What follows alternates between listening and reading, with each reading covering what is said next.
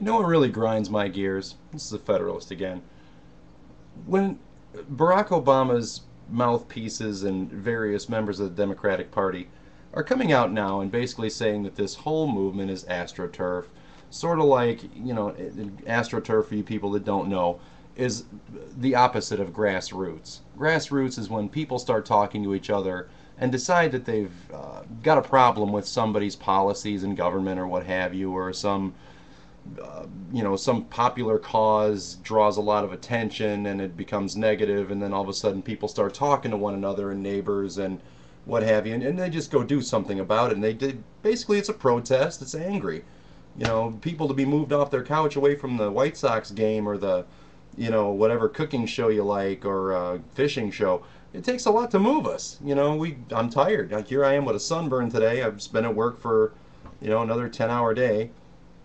And yeah, I'm tired. If I'm going to go to something like this, it takes a lot to move me. Trust me, it does. It's an expenditure of energy I wish I didn't have to make. But I guess if we're ever going to have, real American voices be heard, I guess this is what we're going to have to do. Rather than being like the hippies back in the 60s protesting Vietnam or whatever, we're going to have to like actually work our job and then go protest. So, we don't have all the enthusiasm and exuberance of, being young 18-somethings with half the facts and zero living brain cells left going to yell at people. We're going to have to go to town hall meetings. We're going to have to address these, goofball senators and congressmen heads up and just tell them what we think. You know, I'm sorry. This is not AstroTurf. This is real American people who are pissed off that they now have to jump up off their couches, away from their families, and away from their whatever they'd like to do after they get done with work, whatever that happens to be, and go down to these boring town hall meetings. But now now you're pissed, and you're going to show up, and you're going to be angry, and it's going to be obvious. These people that are showing up, I've seen a lot of these. I mean, Kathleen Sebelius and the former Republican Arlen Specter showed up someplace to talk about, I suppose, this health care reform, which is a real hot button issue. And they got basically ripped. And so did, oh God, I mean, there's been a few of them now. I've seen some news footage of some of these town halls, and you seem to have like one or two people that people might pick out and go, hey, that guy was he was in charge of the Tea Party. Oh, so he's like a professional protester. This guy probably didn't want to protest in the first place, and he just started getting so sick and tired of this crap like the rest of us that he finally did get up off the couch. And when he got up off the couch, he figured out that he wasn't alone. And he started talking to people and going, you know what, I'm pissed at this, man. Here I am busting my butt all day. And, now I'm going to have to go out and just go to one of these town hall meetings, which I've probably never done much of. And I'm going to have to let this idiot have it. Right here in Illinois, we have a wonderful Republican named Ron Kirk. Mark Kirk. Mark Kirk is one of the congressmen. Now he's going to be running for the Senate. Guy's like a Naval Reserve officer. I thought he was a good guy. I started to look at his record, and then he voted for that stupid cap and tax bullshit. I was furious. I was like, you know what? You need to lose your job. Go back to being a guy I can respect. Go back to the Navy. Just go full time. Because there, I'm sure your country appreciates all the things that you do. And why are you going to call yourself a Republican and vote for that? Really? Really? So our loyal opposition is just going to go along with a gigantic energy tax? What? And all these people across America are sitting here looking at, say, like the Blue Dogs, whose seats would definitely be Republican seats if they didn't come across as very conservative. And now they're just kind of collapsing like a little house of cards. Like, they got spanked and got told to go sit down. And basically they're falling in lockstep with the, liberal left of the Democratic Party. So really, that was not a big thing. They probably just told them, look, if you want us to give you any money for your campaign next time around in 10 or 12, whatever, you better just, get on board the train here, because otherwise you are not going to get any money for your reelection campaign. So there they went. They folded like cheap patio furniture, and now they're pretty much on board. It just cracks me up that these people think that this is so disingenuous. I just got done watching a whole bunch of these things, and it sounds like there is a roar of applause after each guy that gets up and rips one of these mopes, and it makes me feel good. It really does.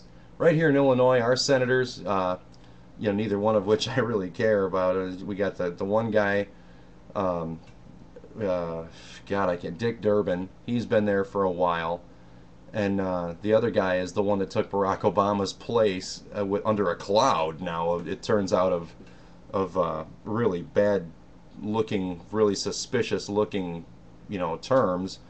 It looks like he actually did try to give him a little pay for play, and it just maybe didn't work out right. But it didn't mean he didn't try it, and you know, so we got, they're not even going to have, they're not even going to have a town hall meeting because they see how these things are going.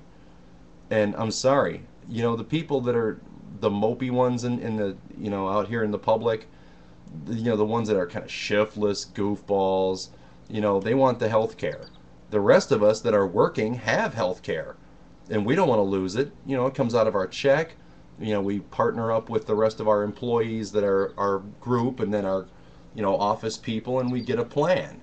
And we're productive. We're moving the private sector, and we're also getting some benefit. Woo, who'd have thunk it? Really? I mean, I know this was kind of like an unpopular thing for employers because the cost of healthcare keeps going up. But there are free market alternatives. Number one, get rid of this. Start doing interstate things. Don't just have like the biggest thing in Illinois is all you could hope to get, and they kind of hold you hostage, and the slightest little problem they're going to cut you off or raise your rates or whatever. Let's start getting 50 states worth of great employer-based or private-based insurance, and let's just start doing that. Just hey, if Indiana's got a better plan than we have here in Illinois, you can either A, move to Indiana, or B, just have your company look at the rest of the states and the rest of the private industry's policies. Plain and simple. Why do we need to stop them at state lines? I don't really think that that's necessary. I think we could do just fine with just opening up all the various free market answers, and we can solve this thing. But we're never going to solve it. I choose not to solve the problems of the people who are shiftless. And I'm sorry. A lot of you guys think I'm hard-hearted and evil. Whatever.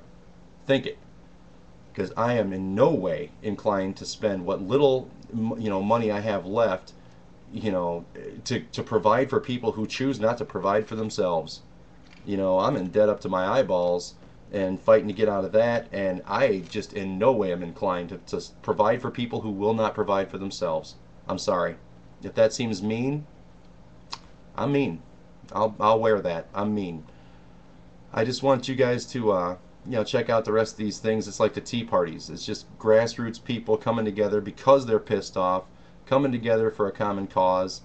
And these idiots, that sit there and make excuses like now we have apparently a disinformation czar, which that's an apt name now that I think about it, because she is the czar of disinformation.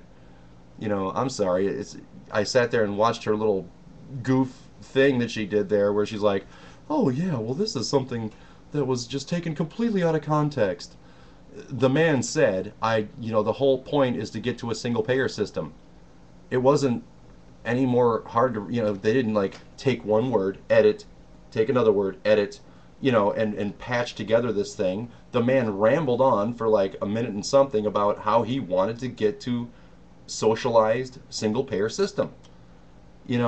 What are you going to believe? Your lying eyes or me? That's what it basically came down to. It's just like making the American people think they didn't see what they just saw. It's pathetic. Really, you saw it right. You heard it right. This is what the man is about. He makes no bones on the campaign trail when he's speaking to the labor unions and whatever else about what he wants to do. Do you think that getting the presidency with all these Democratic votes is going to change his mind? It's going to drive him further on. And they need one Republican vote, and I hope not one Republican covers these idiots. Let them do it, let them be responsible, and let them wear it.